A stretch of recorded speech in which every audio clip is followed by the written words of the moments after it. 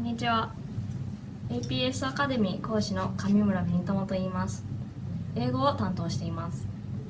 この動画のタイトル、音読こそ英語の基本ということで、これから100回にわたってひたすら音読をしていくわけですが、第1回目をスタートする前にちょっと音読について話したいと思います。なぜ音読なのか。皆さんはなぜ日本人が英語が苦手だと思いますか？私は英語と日本語の語順がその大きな原因の一つだと思っています。ご存知の通り、英語と日本語では語順が正反対です。この問題を乗り越えなければ英語の上達はありえません。つまり、英語を英語の語順のまま理解する、いわゆる直読直解ということができるようになることが重要だということです。この直読直解の回路を頭の中に作る方法が音読です。音読による直読直解ができるようになれば、当然英文の読むスピードのアップや、さらにはリスニング力の驚異的な伸びにもつながります。このように音読はトータルとしての英語力強化には欠かせないものと言えます。これは何も受験英語に限られたことではありません。英語が聞き取れるようになりたいと思っている人、英語がスラスラ読めるようになりたいと思っている人、英語を話せるようになりたいと思っている人、正しい英語が書けるようになりたいと思っている人、いわゆる英語の4技能を取得にとっても音読は Head Start だということです。さて、前置きがちょっと長くなりましたが、実際に音読をやってみましょう。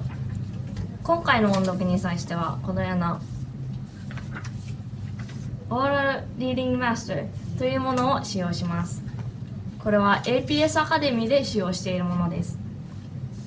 これは4冊1セットで100の基本長文が収録されています。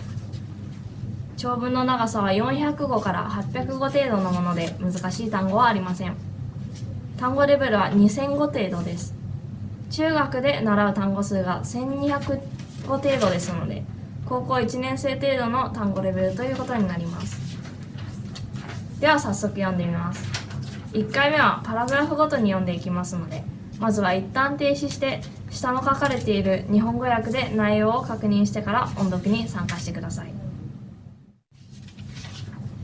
ヨット上での猿との出会い。 The first time I met him, everybody seemed to think that he was crazy and very dangerous. However, I was fascinated with him, and gradually a new friendship was born between us. It all began on the day I visited a yacht in Newport Harbor. A friend of mine, Richard, owned the yacht. He and his wife had 2 female relatives staying with him during the summer. I wanted to drop by and say hello, as Richard and I always had a good time fishing together, and I was interested in meeting the 2 women. As I approached the yacht, there was no sign of life, and I guessed that everyone had gone ashore. The yacht, however, was not completely empty. I noticed a little creature sitting on the deck, looking at me with suspicion and fear. I then realized that something terrible had happened on the yacht before I arrived. The deck was covered with broken objects, including a little house in which the creature seemed to have been kept. Suddenly, it jumped through the air to a long, loose rope, and as it came near me, I could see that it was a monkey. He looked down at me as he swung back and forth, performing all kinds of acrobatics and gymnastics. It was really interesting to watch what he did on the swinging rope. I myself had practiced gymnastics in school, so every least thing the monkey did in his performance had a very special appeal to me. I started talking to him in a gentle voice and told him of my great interest in his tricks, and asked him to show me some more. Like a circus star, He walked with perfect balance on the wire between the two masts, and then took a long jump toward me. Without hesitation, I extended my hand to help him, and he sat down beside me, watching every movement of my lips, while I told him what a truly great artist he was. He moved onto my lap as if we had been friends for a very long time. Just then, I heard noises behind us. Turning around, I saw a small boat coming toward us with Richard's wife and a policeman in the front. He was carrying a rifle, and behind him sat two women nervously pointing at the yacht. As their boat came near the yacht, they began shouting at me, but I only half understood what they were saying. Once they were on board, the monkey became very excited, and I soon understood what had happened on the yacht. Richard had received the monkey as a present, and they immediately became inseparable friends. 2 days before, Richard had to go out of town on business and left the money in his wife's care.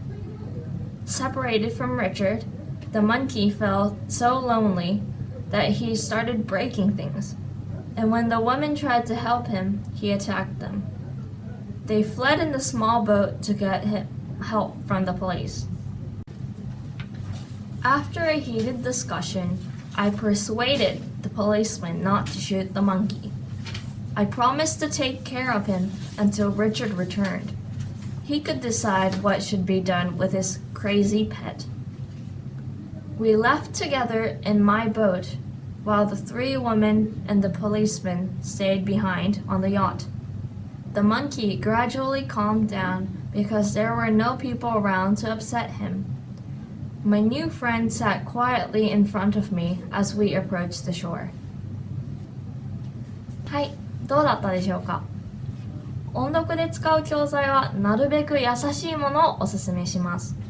また、音読する前には必ず内容の把握をしておいてください。読みながら頭に内容が蘇ることが大事です。次に読む時のコツですが、最初はゆっくりと読むこと。そして発音はあまり気にしなくても良いですが、アクセントはしっかり意識した方がいいでしょう。また読んでいくうちに pause の取り方もだんだんわかると思いますので、最低1つの長文を5回は読むようにしてください。apsアカデミー上村紅巴の音読動画でした。次回をお楽しみに。